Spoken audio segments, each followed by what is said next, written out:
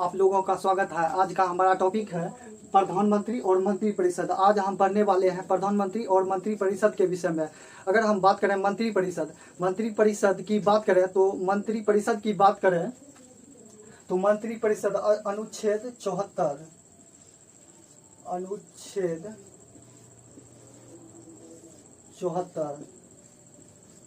भारतीय संविधान का अनुच्छेद 74 यह कहता है कि राष्ट्रपति को उसके कार्यों में सलाह एवं सहयोग देने के लिए एक मंत्री परिषद होगा और राष्ट्रपति से यह आशा किया जाता है कि वह मंत्री परिषद के सलाह एवं सहयोग पर काम करेंगे। लेकिन बाद के दिनों में 44वां संविधान संशोधन 1978 हुआ। बाद के दिनों में जब 44वां संशोधन हुआ, 44वां संशोधन 1978 को हुआ, तो राष्ट्रपति को यह अधिकार दिया गया कि मंत्रिपरिषद के द्वारा दिए गए सलाह एवं सहयोग को एक बार पुनर्विचार के लिए लौटा सकता है।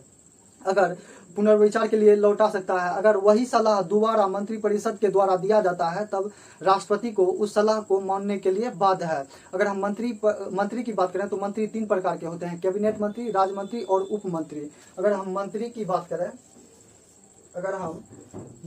बात करें तो मंत्री 3 होते हैं, एक कैबिनेट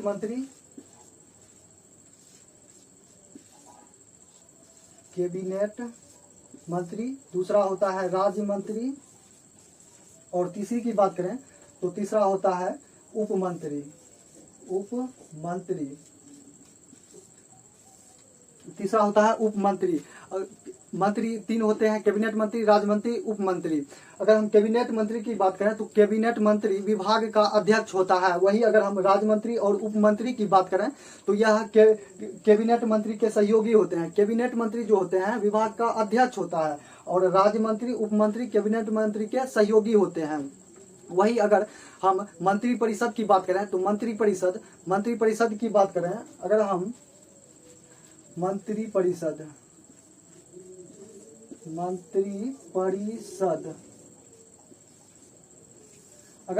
परिषद की बात करें तो मंत्री परिषद के अंतर्गत कैबिनेट मंत्री, राज्य मंत्री, उप मंत्री सभी आते हैं। कैबिनेट मंत्री भी आएंगे, राज्य मंत्री भी आएंगे और उप मंत्री भी आएंगे मंत्री परिषद के अंतर्गत। यह एक बड़ा निकाय होता है, इसकी बैठक नहीं होती है। ये मंत्री परिषद जो है इसकी बैठक नहीं होती है, यह एक बड़ा निकाय होता है। अगर हम मंत्री परिषद की बात करें तो मंत्री परिषद की चर्चा भारतीय संविधान के अनुच्छेद 74 में किया गया है मंत्री परिषद का जिक्र, और मूल संविधान में ही मंत्री परिषद का जिक्र अनुच्छेद 74 में किया गया है। अगर वही हम मंत्रिमंडल की बात करें, अगर हम मंत्रिमंडल की बात करें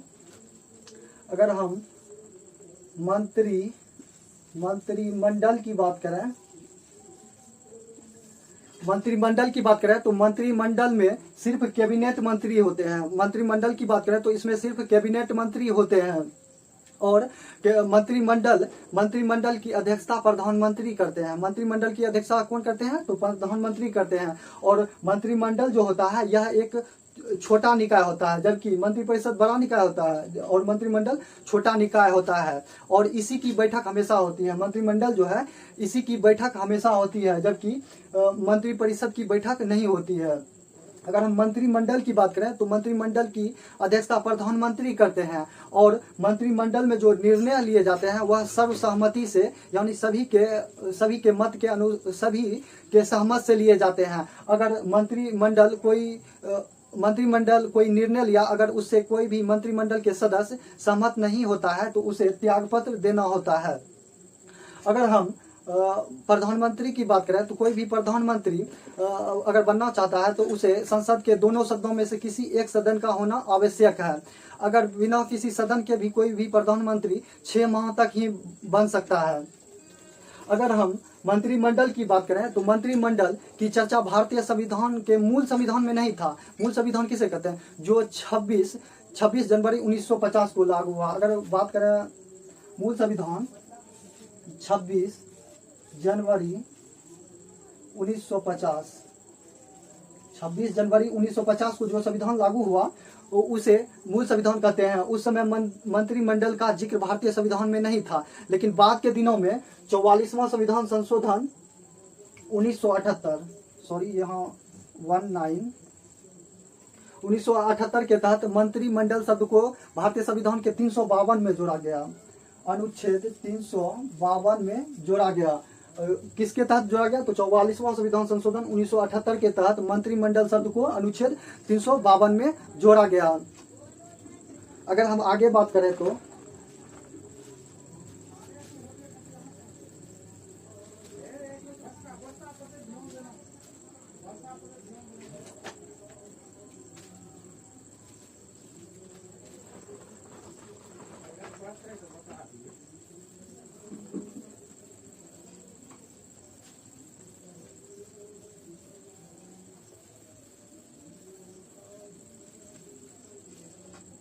अगर हम आगे बात करें तो बाद के दिनों में 51वां संविधान संशोधन 2003 को हुआ। अगर हम आगे बात करें तो 51वां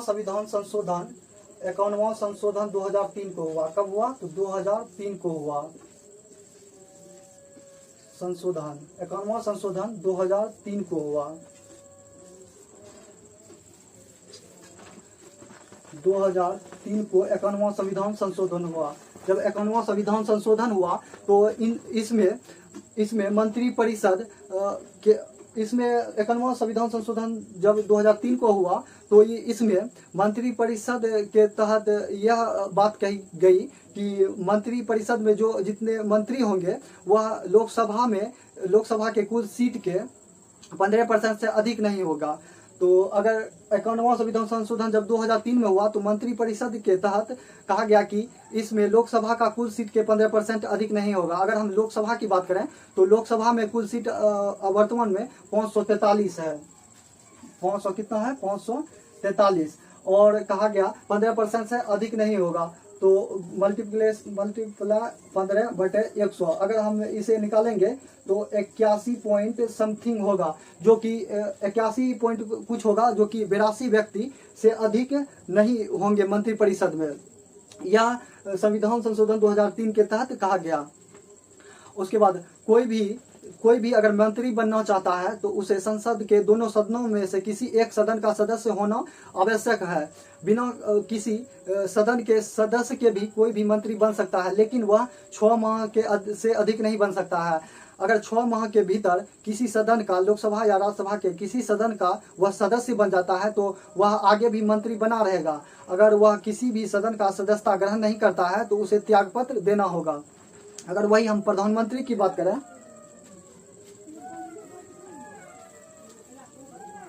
अगर हम प्रधानमंत्री की बात करें तो प्रधानमंत्री लोकसभा में बहुमत प्राप्त दल के नेता को प्रधानमंत्री राष्ट्रपति नियुक्त करता है। प्रधानमंत्री को नियुक्त कौन करता है? राष्ट्रपति करता है। कोई भी व्यक्ति प्रधानमंत्री तब बन सकता है जब किसी सदन का सदस्य होगा। अगर नहीं है तो 6 माह तक ही प्रधानमंत्री बना रहेगा। वही अगर प्रधानमंत्री की बात करें, अनुच्छेद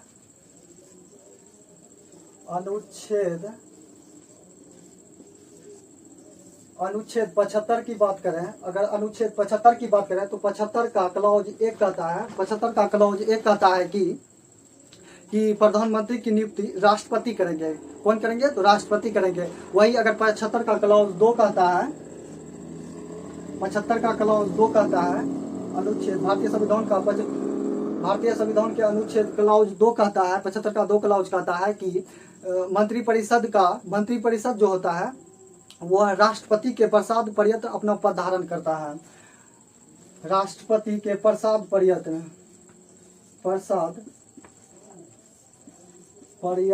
अपना पद धारण करता है। किसके प्रसाद पर्यंत अपना पद धारण करता है? तो राष्ट्रपति के प्रसाद पर्यंत अपना पद धारण करता है। यह जानकारी हमें भारतीय संविधान के अनुच्छेद 75 का 2 देता है। अगर हम 75 का क्लॉज 3 की बात करें, अगर हम भारतीय संविधान का 75 क्लॉज 3 की बात करें तो यह हमें जानकारी देता है। अगर हम 75 का क्लॉज 3 की बात करें तो यह हमें जानकारी देता है कि केंद्रीय मंत्रिपरिषद सामूहिक तौर पर लोकसभा के प्रति उत्तरदायी होता है। किसके प्रति उत्तरदायी होता है? तो यह लोकसभा के प्रति उत्तरदायी होता है।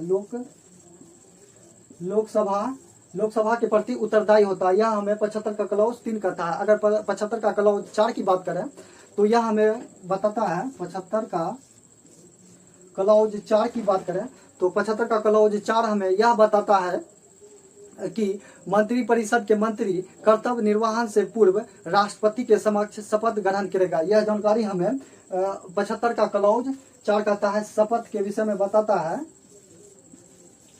शपथ के विषय में बताता है कि कोई भी मंत्री परिषद के मंत्री कर्तव्य निर्वहन से पूर्व राष्ट्रपति के समक्ष शपथ ग्रहण करेगा। यह जानकारी हमें 75 का क्लॉज 4 कहता है।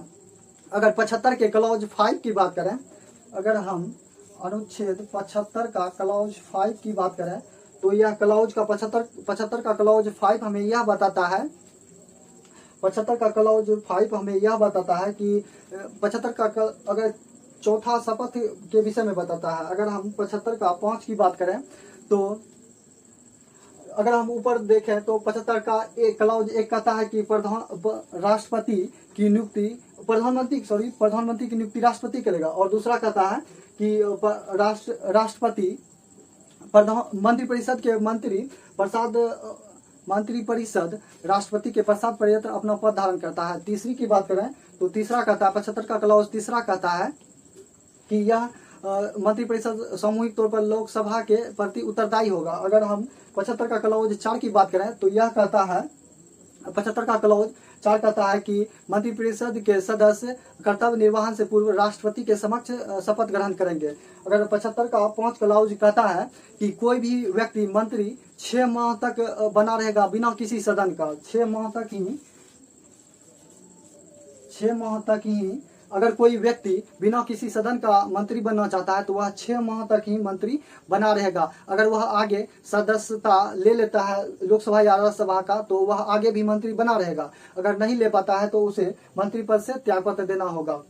अगर हम 75 का क्लॉज 6 की बात करें, 75 का क्लॉज 6, अगर 75 का क्लॉज 6 की बात करें तो यह हमें जानकारी देता है कि मंत्री परिषद का जो वेतन भत्ता होता है यह संसद द्वारा निर्धारित किया जाता है। अगर हम 75 का क्लॉज 6 की बात करें तो यह वेतन भत्ता के विषय में बताता है। वेतन भत्ता के विषय में जानकारी देता है। वेतन भत्ता के विषय में जानकारी 75 का क्लॉज 6 कहता है कि मंत्री परिषद का जो वेतन भत्ता होंगे वह संसद द्वारा निर्धारित किए जाएंगे, यह जानकारी देता है। अगर हम आगे बात करें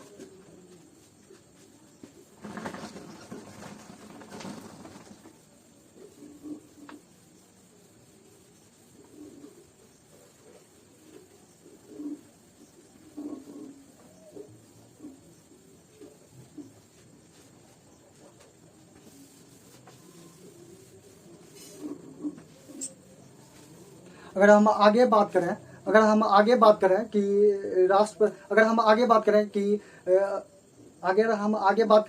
मंत्री परिषद को शपथ यानी प्रधानमंत्री को शपथ कौन दिलाता है, तो प्रधानमंत्री को शपथ भारत के राष्ट्रपति दिलाएंगे। अगर हम शपथ की बात करें तो शपथ कौन दिलाएगा, तो राष्ट्रपति दिलाता है प्रधानमंत्री को, राष्ट्रपति। अगर हम प्रधानमंत्री की बात करें तो प्रधानमंत्री को शपथ कौन दिलाएगा, तो भारत के राष्ट्रपति दिलाता है। अगर हम प्रधानमंत्री के कार्यकाल के विषय में अगर बात करें तो अगर हम कार्यकाल के विषय में बात करें, अगर हम प्रधानमंत्री के कार्यकाल के विषय में जानकारी अगर लेते हैं तो यह हमें बताता है कि प्रधानमंत्री का कोई कार्यकाल नहीं होता है, बल्कि यह तब तक प्रधानमंत्री कोई भी व्यक्ति तब तक प्रधानमंत्री बना रहेगा जब तक कि उसे लोकसभा में बहुमत प्राप्त रहेगा, तब तक कोई भी व्यक्ति प्रधानमंत्री बना रहेगा। अगर सामान्यतः अगर हम देखें तो प्रधानमंत्री का कार्यकाल 5 वर्षों का होता है। अगर सामान्य तौर पर देखें तो कार्यकाल नहीं होता है, सामान्य तौर पर नहीं होता है, तब तक बना रहेगा जब तक उसे लोकसभा में बहुमत प्राप्त रहेगा। लेकिन ऐसे सामान्य तौर पर अगर देखें तो इसका कार्यकाल 5 वर्षों का होगा, 5 वर्षों का होगा। हम ये दोनों बात इसलिए लिखें कि आपको क्वेश्चन के अकॉर्डिंग जाना है। जैसे कि अगर पूछ ले कि प्रधानमंत्री का कार्यकाल कितने वर्षों का होता है, तो अगर उसमें 5 वर्ष नहीं होता है तो उसका कोई कार्यकाल ऑप्शन अकॉर्डिंग जाना है। अगर वो नहीं रहे 5 वर्ष रहे तो आपको 5 वर्ष मानना है, आपको अकॉर्डिंग जाना है क्वेश्चन के अनुसार। अगर हम कार्यकाल के बाद पद रिक्त के विषय में बात करें, अगर हम प्रधानमंत्री का पद रिक्त के विषय में बात करें तो प्रधानमंत्री का पद कैसे रिक्त होगा? तो प्रधानमंत्री का पद ऐसे रिक्त होगा कि या तो वह पद पर रहते हुए त्याग पत्र देता है तो प्रधानमंत्री का पद खाली हो जाएगा, या पद पर रहते हुए मृत्यु हो जाता है तो पद खाली हो जाएगा, या फिर इस प्रधानमंत्री को हटाने के लिए अविश्वास प्रस्ताव लाया जाता है। अविश्वास प्रस्ताव लाया जाता है। अगर हम अविश्वास प्रस्ताव की बात करें,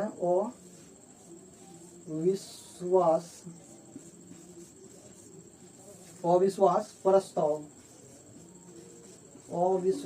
प्रस्ताव लाया जाता है। अगर प्रधानमंत्री को पद से हटाना हो तो अविश्वास प्रस्ताव लोकसभा में लाया जाता है, और लोकसभा में इस प्रस्ताव को साधारण बहुमत से पारित हो जाता है। तब प्रधानमंत्री को त्याग पत्र देना होता है और पद खाली हो जाता है। अगर हम अविश्वास प्रस्ताव की बात करें तो अविश्वास प्रस्ताव कौन लाता है? अगर हम अविश्वास प्रस्ताव की बात करें तो अविश्वास प्रस्ताव विपक्षी पार्टियों के 50 सदस्यों के लिखित समर्थन से अविश्वास प्रस्ताव लाया जाता है, और अविश्वास प्रस्ताव जब लाया जाता है तो उसका कारण भी बताना पड़ता है। अगर उचित कारण होता है तो लोकसभा के अध्यक्ष उसे स्वीकार करेंगे, और जब स्वीकार कर लेता है तो उस पर वाद विवाद होती है और फिर मतदान होता है। जब मतदान होता है तो साधारण बहुमत से अगर पारित हो जाता है अविश्वास प्रस्ताव तो प्रधानमंत्री को त्यागपत्र देना पड़ता है और पद खाली करना पड़ता है और सरकार गिर जाती है। इस तरह से अविश्वास प्रस्ताव के द्वारा प्रधानमंत्री को पद से हटाया जाता है। अगर प्रधानमंत्री और मंत्रिपरिषद में जो क्वेश्चन बन सकते थे, जो मेन फैक्ट था, हमने इस टॉपिक में कवर कर दिया है। धन्यवाद।